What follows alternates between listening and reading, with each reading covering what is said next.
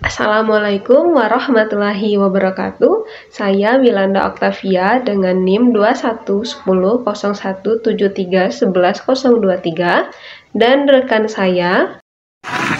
Nama saya Pentaria Syanipar dengan NIM 2021722030. Thailand adalah negara agraris. Kantor Ekonomi Pertanian Kementerian Pertanian mengatakan bahwa pada tahun 2011 total nilai ekspor Thailand adalah 6.882.642 juta baht untuk produk pertanian. Karena globalisasi perdagangan produk pertanian yang meningkat, rantai pasokan pun menjadi rumit. Hal ini menyebabkan menurunnya kinerja rantai pasok. Pada artikel ini terdapat beberapa teori yang terkait.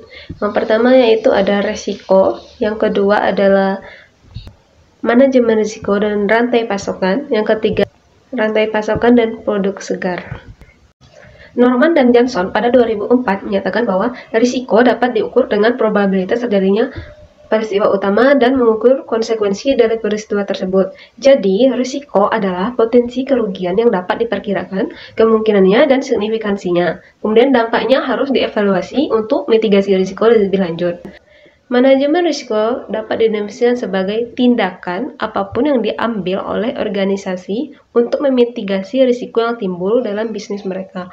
Kemudian, manajemen risiko melibatkan identifikasi, estimasi kemungkinan, dan tingkat keparahan yang terjadi. Tuan Tang pada 2006 menyebutkan bahwa ada 4 pendekatan dasar dalam manajemen risiko yang mana pertama adalah manajemen pasokan, manajemen permintaan, manajemen dan manajemen informasi. Faktor risiko utama yang terjadi pada rantai pasokan internal dan eksternal ada risiko pasokan, risiko operasional, risiko keuangan, risiko permintaan, risiko informasi, krisis ekonomi, perubahan peraturan, dan regulasi pemerintah, masalah ketenagakerjaan, kemudian bencana alam, dan bencana akibat ulah manusia. Rantai pasokan produk segar. Ledard dan kawan-kawannya pada 2008 itu telah mempelajari tentang rantai pasokan sayuran di Thailand, yang mana ia menyatakan bahwa pemangku kepentingan dalam rantai ini dari hulu hingga hilir terdiri dari petani atau petani hulu, pengepul, pengolah, pengekspor, dan yang kemudian diserahkan kepada konsumen, baik itu untuk pasar dalam negeri maupun luar negeri. Selain itu, Burlakis dan Weidman juga mengatakan bahwa pasokan pangan sangat penting bagi semua negara. Jadi, rantai makanan umum di Inggris terdiri dari petani, manufaktur, makanan, pedagang, grosir, pengecer, catering, atau jasa makanan, dan kemudian dikirimkan ke beberapa konsumen. Jadi, produk segar adalah produk yang mudah rusak, yang meliputi buah-buahan, sayuran, makanan, bunga, daging, dan lain-lain. Risiko-risiko dalam rantai pasok produk segar diidentifikasi dengan melakukan wawancara pada petani, pengepul, pedagang besar, pengelola toko retail tradisional, dan konsumen dalam negeri yang dipilih berdasarkan teori purposive sampling. Banyak risiko selama aktivitas rantai pasokan, baik internal maupun eksternal. Dari pertanian hingga garpu, tahapan produk segar, permanenan, pengumpulan, pemrosesan, pengiriman, dan konsumsi menghadapi banyak kesulitan, misalnya fluktuasi harga, bencana lingkungan, kurangnya pengetahuan, sumber daya yang tidak mencukupi, fluktuasi permintaan, masalah peraturan, umur simpan yang pendek, dan lain. Pada tabel 1 ini, yang nomor 1 dapat dilihat bahwa harga produk lebih rendah dari biaya yang dikeluarkan. Kategori ini termasuk ke dalam kategori risiko internal, yang merupakan risiko iklim. Kemudian ada kurangnya pengetahuan di bidang agribisnis, teknologi, budaya. Ini termasuk risiko internal. Risiko informasi yang bersifat internal. Kemudian masalah pertanian ini merupakan risiko internal yang berupa risiko operasi. Kemudian kurangnya tenaga kerja merupakan internal yang merupakan risiko operasional. Kemudian bibit, pupuk, dan pestisida yang kekurangan ini merupakan risiko pasokan yang bersifat eksternal.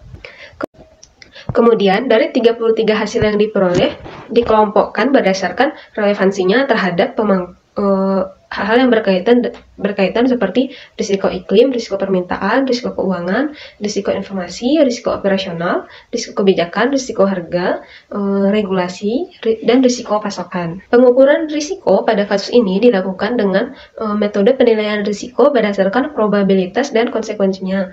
Kemudian menggunakan R sebagai skor tinggi, sedang, dan rendah untuk kedua faktor.